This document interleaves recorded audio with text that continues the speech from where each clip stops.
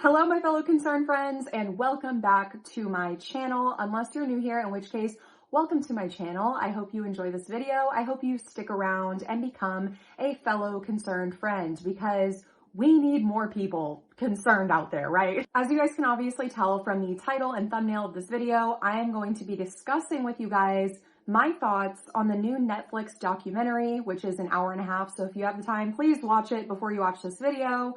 Unknown Number, the high school catfish. And I have watched this documentary like 3 or 4 times now because I cannot scoop my jaw off of the floor enough and relocate it.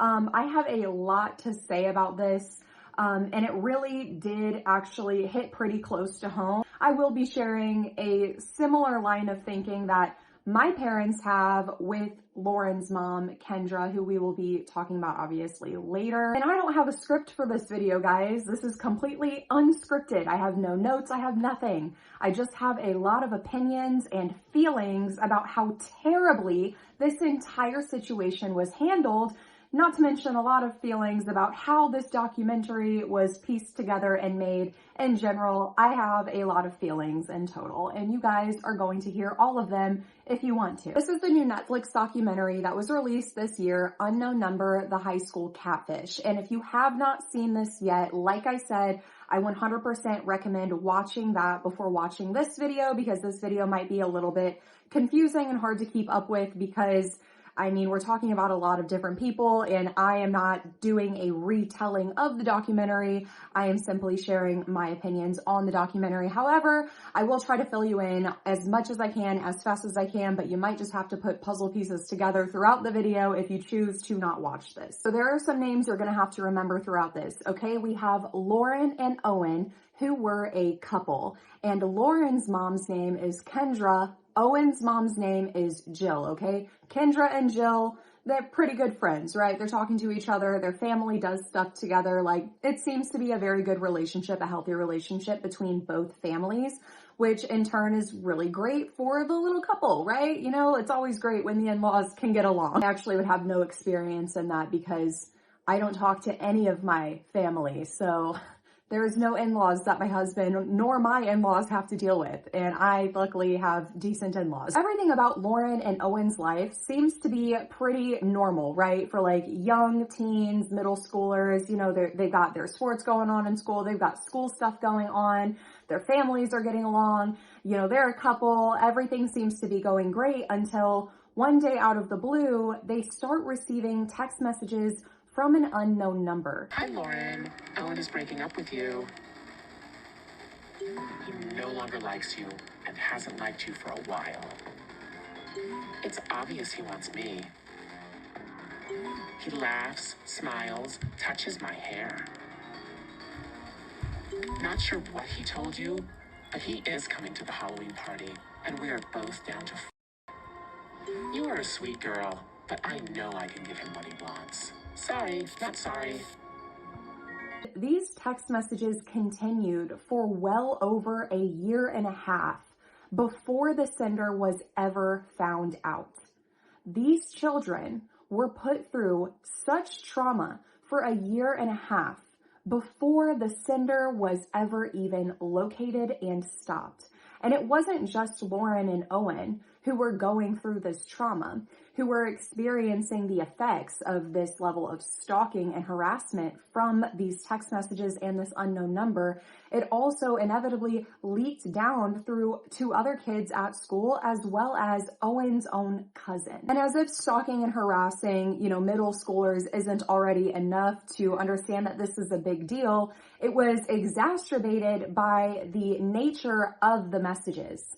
This sender was sending things to Lauren, telling Lauren that Owen was going to break up with her, telling Lauren that Owen was actually interested in the sender, and sending extremely highly explicit messages to Lauren about the things that the sender and Owen would be doing or she wanted them to do. Then after almost a year, the messages came back.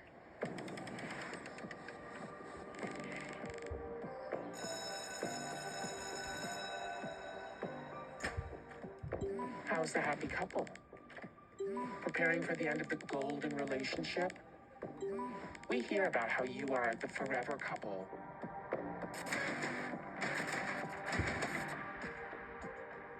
Owen loves me, and I will always be the girl he loves. He will be with me while your lonely, ugly is alone. I wanted them to answer the phone so we could maybe figure out who it was, but they would just text us right after we called them. They would never answer the phone. Bruh, Lo, stop calling. He ain't answering.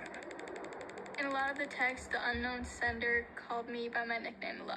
And obviously this caused a lot of issues between Lauren and Owen because they don't know who to trust. You know, Lauren doesn't know, do I believe this person? Because this person is also saying very specific details that nobody really should know unless maybe they went to school with them. And so she started thinking, maybe is it somebody in the school trying to make me jealous? It's somebody trying to break me and Owen up, and fingers start to be pointed at, unfortunately, other peers within the school. And here is another person's name that you're going to have to remember, and that is Chloe. Unfortunately, this student named Chloe was brought into all of this and honestly blamed for sending these messages. And these messages, as I said, are explicit in nature, but also violent and hateful. There were messages where the sender was telling Lauren that she was ugly, that nobody would like her flat butt and flat chest. You are the ugliest person I've ever seen. Trash bitch.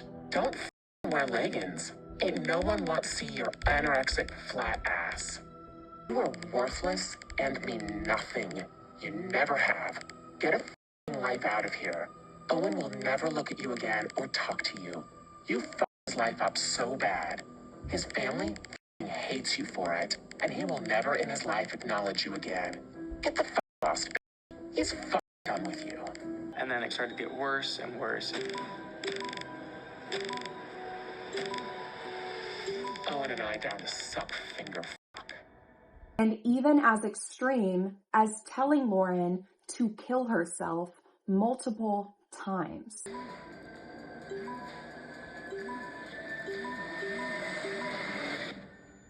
Kill yourself now, bitch.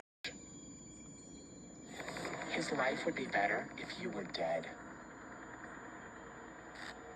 So Chloe is being blamed, but she is maintaining all innocence, even goes as far as to having her phone dumped by the police, where they find absolutely nothing that links her to these crimes. Throughout this entire thing, the parents are not involved. The parents are not concerned. They are going to the school. They are demanding answers. They are doing anything and everything that they can to try to figure out who is doing this, because at this point it seems to have been something that was affecting really the entire school as well as multiple families at this point.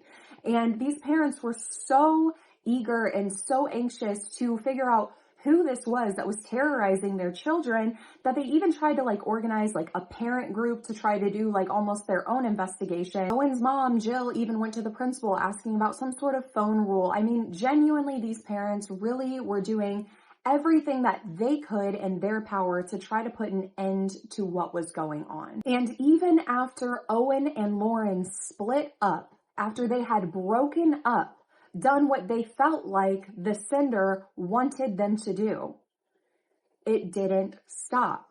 Because later, Owen ended up getting a new girlfriend from even a different town. It wasn't even at the same school. It was not close to where they were. And it took no time for Owen's new girlfriend's family to start being reached out by that same unknown number, harassing them, wanting Owen completely to themselves. And it was not until investigators involved the FBI that it was found out that this entire time, the unknown sender was Kendra, Lauren's own mother. It was Lauren's own mother that caused all of this chaos, that traumatized not just one child, not just two, not even just three, but 4+ children's lives, disrupted over 3 different family systems, And why? Well, according to Kendra, the why was to find out who actually started sending these texts. You see, because according to Kendra, it didn't start with her. She did not send the first round of texts that started this harassment and stalking brigade. She actually didn't start picking up on it until later. So the first text message started around Halloween. And did you send those text messages? No, those ones I did not. It wasn't until way later on. So the messages kind of stopped for a little bit and then they picked back up. In my mind, I'm like, how long do we let this go on? What do I do as a parent? Honestly, the best way would have been to stop it by shutting her cell phone down, right? But then I was like, well, why should she have to do that? You know, why should I have to get her a new cell phone? Like, because of someone else's actions, right? I really wanted to get to the bottom of who it was, right? And that's when I started sending the text messages to Lauren and Owen. Kendra was arrested and she was charged and she did serve time. But she was charged with only 2 counts of stalking minors for her own daughter as well as her daughter's boyfriend. And she served approximately 16 months. So now that you get the gist, and I'm going to say this again, I recommend watching the full thing to get all of the details, as well as the fact that I will leave a link down below to a news article that was released this year talking about this as well. That includes some more details about this entire situation.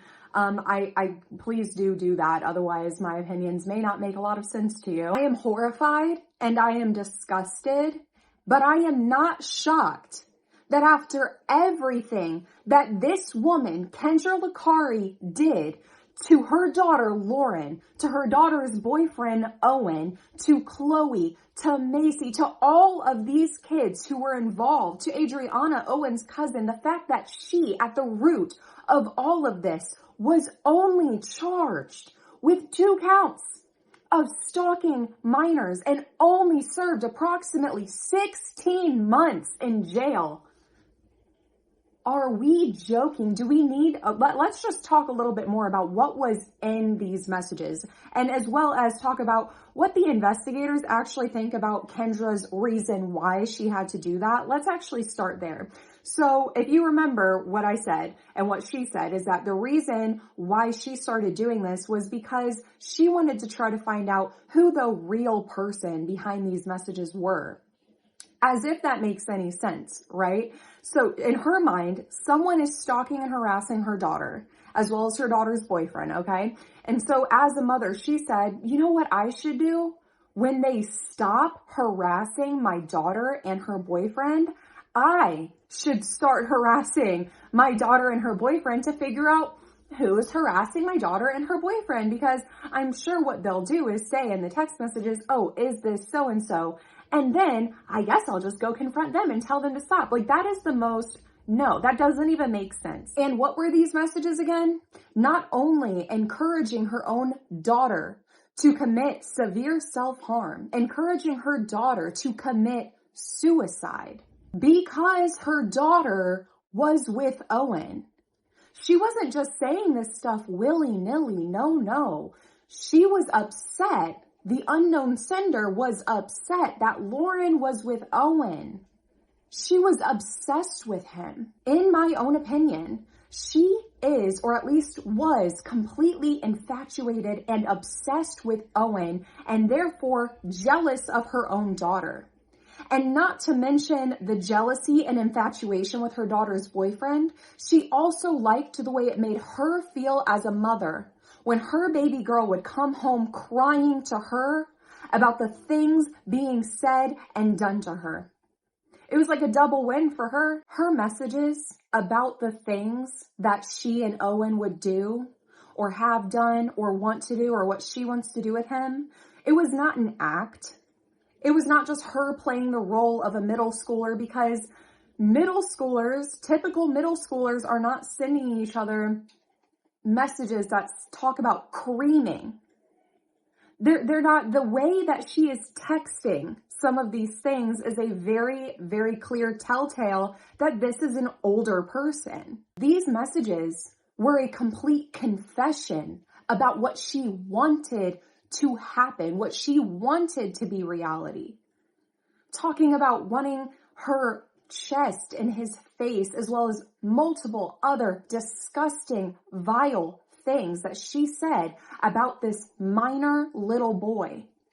And the only thing that she was charged with is stalking. Now here's where this entire story hits a little bit close to home for me, and why I said in the beginning that my own parents, my mother and my stepfather, think very similarly to Kendra, although what happened to me and what happened to Lauren are not the same thing. I want to make that very clear. I'm not comparing the two of us. I'm not doing any of that. I am actually just comparing both of our predators, who just so happen to be both of our parents. So if you guys don't know my story, my face, anything about me, that's totally fine. I'll fill you in really quick. I am a survivor of ICT, which is intrafamilial child torture. And under that umbrella also falls things like child sexual abuse. It's a large umbrella term. You can like do more research on it. I think I even have a few videos talking about it on my page, as well as over on my TikTok too.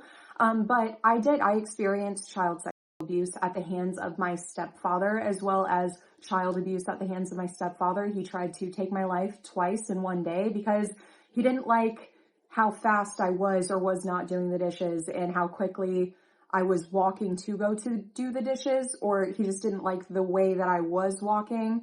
Yeah, that's a long story. He tried to strangle me to death. So, really peachy guy. But something that he did to me was actually come to me privately and sit me down and had this really very serious conversation with me when I was in middle school. I believe I was in 8th grade, and asked for my consent to make child sexual abuse material with him, film it at our house. He told me who he would send it to, how it was going to be distributed, what the money would be used for. I mean, he had an entire detailed plan. Okay? And even wrapped it all in a beautiful bow of, don't tell your mom. And well, I didn't at first because I didn't think my mom was going to believe me. Me and my mom were not close at all. That woman has hated me ever since I have been born. She has never protected me. Bad mom. All the way around the circle, just a bad mom, okay? But as more time went on, I started to feel more and more unsafe in my own home. And so I thought, like, who else am I going to ask if this is normal or not? Because I definitely feel like this is not normal. I guess I will ask my mom, because my own mother was sexually abused when she was a child. So if anybody would know if this is like a red flag or not, it would be her, right? Even if she hates me. I know that she hates pedophiles even more than she hates me. So that's exactly what I did. I went to my mom and I told her everything. And I was terrified. I was like literally shaking in my boots because like I said, I'm not close. I was never close with my mom. I never really opened up with her about absolutely anything. And I'll never forget the look she gave me. It was just like, I don't even know like what word I would put to describe like her face. It was just complete disgust. Like she looked at me like I was the problem. Like I did something bad. Like I don't even know how to explain it. It was truly one of the most terrifying faces I've ever seen her make in my life. And after she got over making that face, what she did is she picked up the phone and she called 911 and protected me. I'm just joking. That's not what happened. That's not what happened. No, she called my stepdad into the room, bro. She called my stepdad into the room and made me repeat everything in front of him. And you know what he said? He didn't say, Danielle is lying, that never happened. He looked at my mom and said, well, yeah, I asked her to do that, but it was just a test to make sure that she's not like those other girls. I was in 8th grade. And now I'm not going to act like I was an innocent kid or anything. I was a severely underprotected, unloved, neglected child. Yeah, I was getting into some stuff online. Yes, I was sharing explicit images with my peers, occasionally to random men that I thought loved me and would take me far, far away from this place online if I did that. And that was his reason as to why he, as my stepfather, as the man that I didn't even call my stepdad, I didn't call him his name. He was dad to me. He had raised me since before I could even speak. That was my dad. He thought the best way to test me to make sure that I wasn't like those other girls. Who are the other girls? I'm confused. Was to come to me directly and ask me if I would do it with him. And to this day, if they don't say that I am just straight up lying and it never happened, that is what they maintain, is that yes, it did happen, but it had to. Because they had to protect me. Because they had to make sure that I wasn't like the other girls by coming to me and asking for my consent to actually be involved in the production of my own abuse. So when I hear Kendra say that the reason she had to traumatize multiple children is because she had to protect her daughter, I can't help but feel a little bit of a tugging at the heart that just says that that's wrong. And I just don't believe you, because that doesn't make sense to anybody except for people who harm children and get caught and need to come up with a lie on the spot. Not to mention the fact that the investigators have already said that every single time it came back to her from the beginning. There was no other person, no matter how many times she says that there was. It was a buildup of infatuation, in my opinion, and jealousy of the relationship her daughter was having with her daughter's boyfriend. She was jealous of a middle school relationship. She was jealous of a middle school girl, of her middle school boyfriend, and took it out on her own daughter. And went as far as to stalk said ex-boyfriend, to find said ex-boyfriend's new girlfriend's mom's phone number who lives in a different city. Say that 10 times fast. She did it faster than you could say it in 10 times. To keep her daughter safe. And later on in the documentary, an interviewer asks her, well, you told your daughter to commit suicide. I mean, like, what if she would have done that? Weren't you worried that maybe she could have hurt herself? And the mom was so quick to say, no, you know, me and Lauren, we just had such a close relationship that we had talked about those things before. I had no worries that she was going to harm herself. And again, I don't believe that either. If I may be completely honest here, I genuinely feel like she wouldn't have cared really if Lauren would have unfortunately taken her own life because of this stalking and harassment. I think that she would have loved the attention that would have been poured onto her from the public, because this poor mom, somebody was harassing and stalking her daughter, and it just wouldn't let up until this happened. And now this poor mom, who has done everything that she can to figure out who is the cause, and now she's left with nothing. And now also you have Owen, who's really upset, right? Because this happened to his girlfriend and or ex-girlfriend, and now he's upset, and the families were already close. So now she has an even bigger in to Owen. Do you see what I'm saying? I think that's what was happening. I think that was the end goal until she got caught. And what really upsets me is when you watch this documentary and when they tell you who it is, they show the body cam footage. And it's the officers approaching the house and talking to Kendra and confronting her, letting her know, hey, like, the gig is up. It's done. Like, we know that it's you. Now you just need to talk. Get it off your back and talk to us about it. And she talks a little bit, again, with her excuse of, well, it didn't start with me, actually, and blah, blah, blah, blah, blah. It just spiraled, and I couldn't stop myself, and blah, blah, blah, blah, blah. Excuse. They bring Lauren out. They bring Lauren out with her mother. And they tell Lauren what has actually happened in front of her mother. And what does her mother do? She grabs her and she is comforting her. I mean, it is the most strange body cam footage I feel like I have seen in such a long time. The way that Kendra has Lauren so brainwashed and so manipulated by her is genuinely chilling to me. It is genuinely chilling to me how this poor girl is going through hoops in her mind to try to reason and justify why this happened. And tell herself, my mom does love me. Try to convince herself, my mom did this for me. There has to be a bigger reason why this happened. We do that all the time as child abuse survivors. Because that's our mom.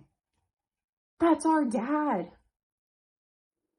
We were literally raised to love them, raised to trust them, raised to believe that they had our best interest in mind no matter what, and even if it felt uncomfortable in the moment.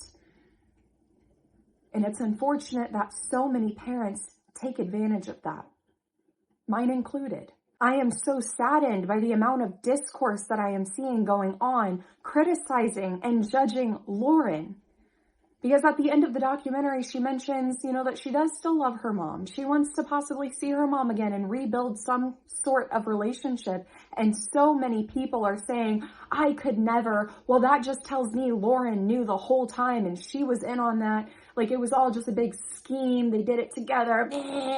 Do y'all not understand trauma bonds? People don't like it when I say this, but I feel like a lot more people understand what I'm talking about when I say Stockholm Syndrome. Okay, I get it. It's not a real syndrome. It's been disproven. That's why we call it a trauma bond now. Okay, I get it. All right, that's not the point. You get the point. Let's not get caught up on somatics right now, okay? That's what's happened. That's what's happening. I know because I lived it. Okay, I was put in foster care when I was 14 years old. I was 13 or 14. I might have just turned 14. I might have been 14. I don't know. I was 13 or 14, okay? I'm going to say 14 years old is when I went in foster care. It had been a couple months, probably a little over half of a year, since my stepdad had asked for my permission. All right? And now other things had happened before he asked for my permission and things happened after he asked for my permission, right? But it was that big thing. That was like the only thing at the time that I thought was abuse. That's how brainwashed I was. I genuinely thought I deserved being strangled twice in one day because I didn't get out of my bed fast enough to go do the dishes. I thought, yeah, that makes sense. He had to do that. If I would have just gotten out of the bed, I wouldn't have gotten strangled. And then when he let go and I didn't have any oxygen in my brain, and I was stumbling out of my room to go do said dishes, and he didn't like the way I was walking, and he shoved me against the wall and started strangling me again. Yeah, I should have walked better. I could have just avoided all of this if I had just gotten up the first time. When he told my mother that the only reason he came to me to ask for my permission was to protect me and to make sure it was just the test, as much as I didn't want to believe it, as much as it felt wrong, I convinced myself and I told myself, it makes sense. I am a bad kid. I know that I would never do anything like that of my own will. I was a middle schooler at the time, but I convinced myself yeah, they know me better than I know me. So actually it would make sense. It makes sense that there's holes in my walls because they have to survey me. All of these things make sense when you are so grinded down and have no self-esteem. These things make sense. And you love the people who are caring for you, even if that care hurts. And I'm not speaking for everybody because I'm sure I'm going to have some trauma survivors in my comments saying, well, I experienced X, Y, and Z and I always hated them. I always this and I never wanted to have a relationship with them. That's great. Good for you. I'm happy for you. But I know, speaking from my experience, I didn't go no contact with my abusers until I was in my 20s, until after I had had my first child, because I really didn't think it was that bad.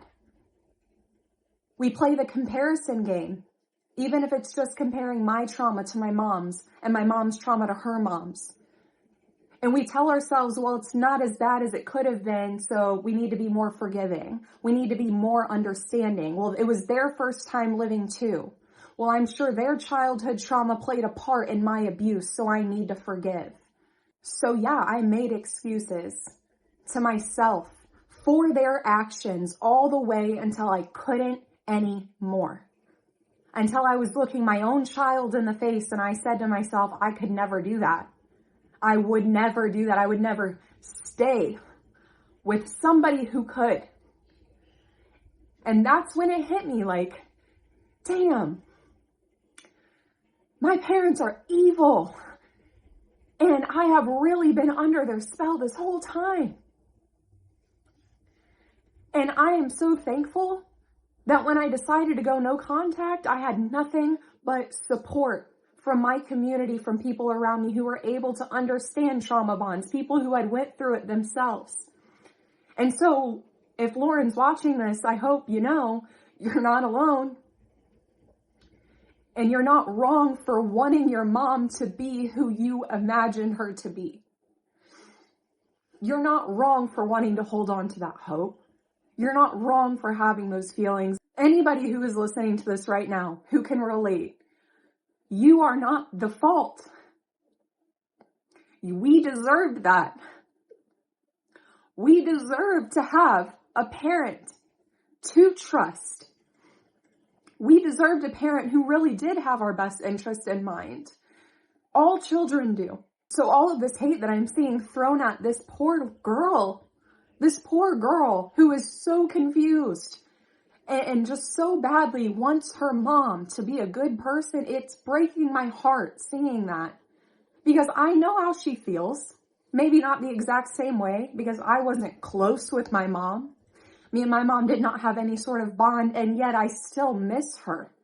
Even to this day, I will have moments where it's like, I just need to call my mom. Even though I've never even had a mom to call. It wasn't even until the past recent couple years that I stopped saying to myself and publicly that I have hope for the future, that maybe one day my mom will do the right thing. Because I'm finally at a place that has taken me this long to realize that's not going to happen. She is a liar. She is a manipulator, and she is not going to change. And I hope so much for Lauren that she can see that same thing with her own mother. Because no mother that actually loved you and wanted to protect you would put you on the brink of suicide. Would be saying those things to you about your own minor boyfriend. The body shaming of her own daughter. Like, mothers who love their children do not do that. Period. Full stop. End of story. And this girl and no other child who is going through this, or person in general who is experiencing this kind of trauma bond, will ever be able to break out of that so long as they are being blamed for experiencing it. At 26 years old, I am finally at a point in my life where I can say, I love the idea of my mom. I love the idea of my brother. I love the idea of my biological dad. But that's all they are, is ideas and concepts and fantasies about real people. And those fantasies and concepts will never come true because these real people they are who they are.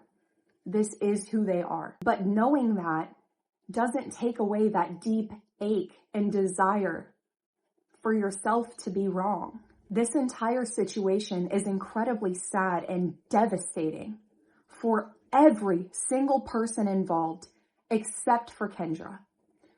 I cannot believe she only served 16 months. I cannot believe she did not get charged for any sort of sex crimes. I cannot believe she did not get any sort of charges or any sort of accountability for pinning this all on another student, Chloe.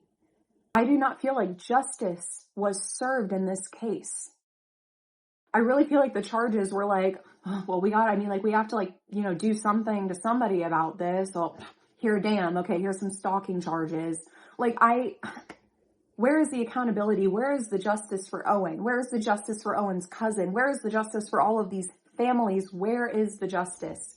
Because it seems to me like Kendra got a slap on the wrist and is now able to just carry on through her life, doing interviews, being in documentaries, painting herself out to be a hero and a victim all at once. And I guess my final thoughts are that I just hope she doesn't do this again. I hope that this was something that she learned from, although I have a very deep sinking feeling that she won't have learned from this, and that something else may pop up later on in the years. It's tragic and it's devastating. But what I want you to take away from this is that trauma bonds are a very real thing.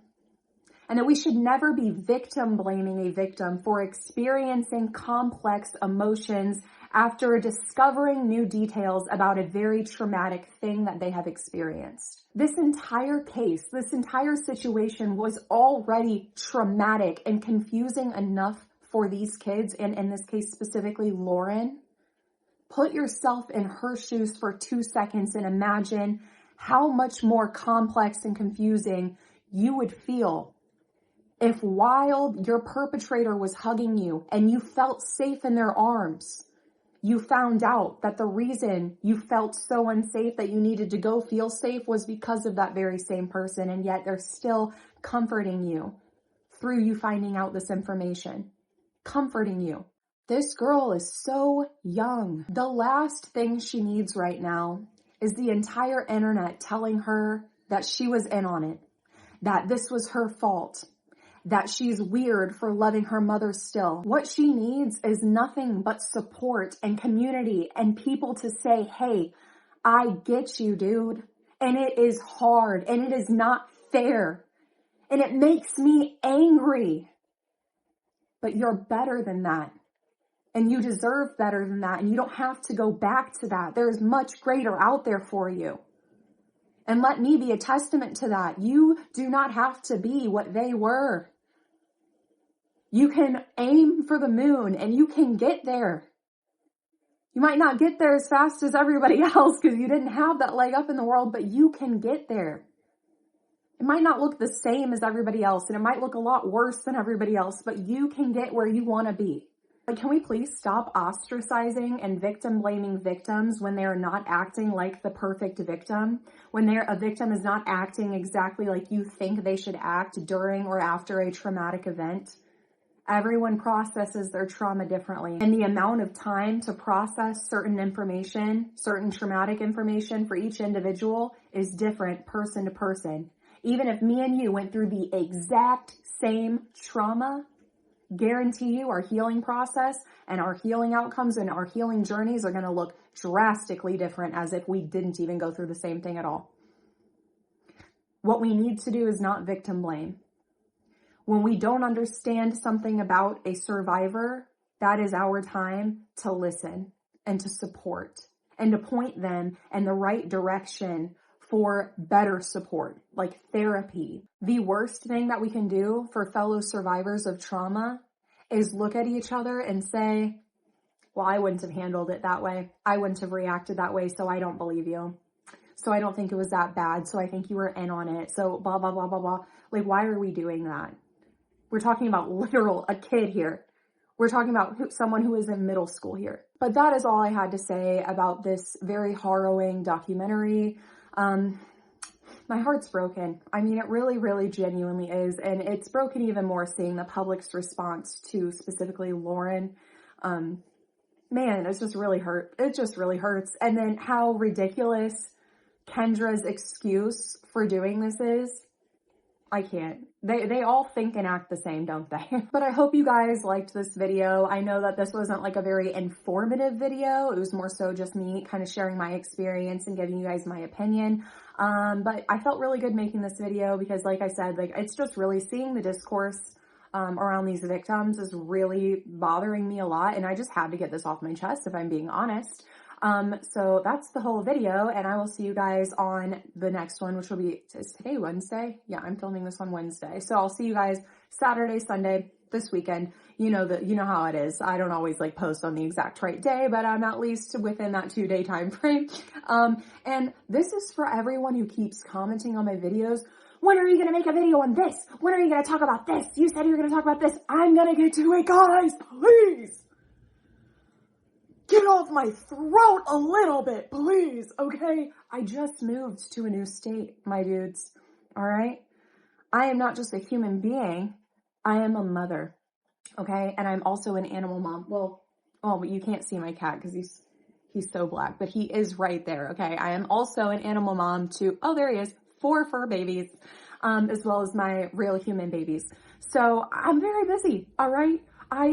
Sometimes some of the topics some of you guys want me to talk about require like decades of research, like going back decades ago, right? And so if I'm doing that, I want to make sure that I'm being factually correct, right? Because like, what's the point of like a video that's not at least 99% factually correct? I mean, like, sure, I'm going to have errors here and there, but like when it comes to the basic facts of things, I want to make sure that they're all in order for you guys. So some of the videos that you guys are asking me to do require a lot of that work. All right. And I'm still trying to settle in. All right. If I'm being honest, when I move places, and this has been true since I was a foster kid, I like to kind of like be sedentary and like imagine like if you like pick up a turtle and then move it to a new location and then set it down, you know, like the turtle is safe and stuff. You can see that the turtle is safe and the turtle has everything that they need. But I think I'm talking about a tortoise here, okay? So all the turtle experts, don't come at me, all right? Tortoise, it doesn't matter. But after a while, they come out of their shell and they're like peeking through. That's how I feel when I move every single time. I'm like, I feel like completely dissociated, I guess is like the right word to use actually. Like mentally, I'm like off in La La Land and I can't really focus on things like I will be able to when I'm more fully settled and adjusted, okay? So I promise those more deeper dive, like decades long worth of information videos, they will be coming. Like I've been asked about the Chris Brown video. I am going to make a video on that entire situation, trust and believe, because unfortunately I've seen mutuals of mine who I've had to unmutual. Going to Chris Brown concerts in the big 2025, like what are we doing? Okay, so that one, the dad and daughter dream team one, yes, I will be getting around to that one. That one I had to take a break from because after reading the things that I read, I just had to pretend like I didn't read that and like they don't exist for a little while. But et cetera, I can keep going. Okay. If I have not talked about a topic that you have been begging me to talk about, I see your comments. Please be patient with me. Okay. I'm trying to adjust to a new environment and I suck at doing that. So sorry, you're just going to have to be patient with me. But in the meantime, you guys can give these videos love because these videos also deserve the same amount of concern and attention because I rarely, if ever, talk about anything happy and lighthearted over here, unfortunately. I say unfortunately as if I could even like think of something to talk about that would be funny and lighthearted because I am not funny. I could not make a funny, lighthearted channel. I have no jokes. That is all I had to yap to you guys about. Thank you guys so much for watching. If you liked this video, don't forget to give it a like and subscribe to become a fellow concerned friend officially. And as always, I would love to know your guys' thoughts down below in the comments. Keep it respectful, keep it appropriate. And if I see any sort of victim blaming comments at all, I'm going to delete them. So don't victim blame victims in my comment section. Thank you guys so much for watching, and I will see you on the next one.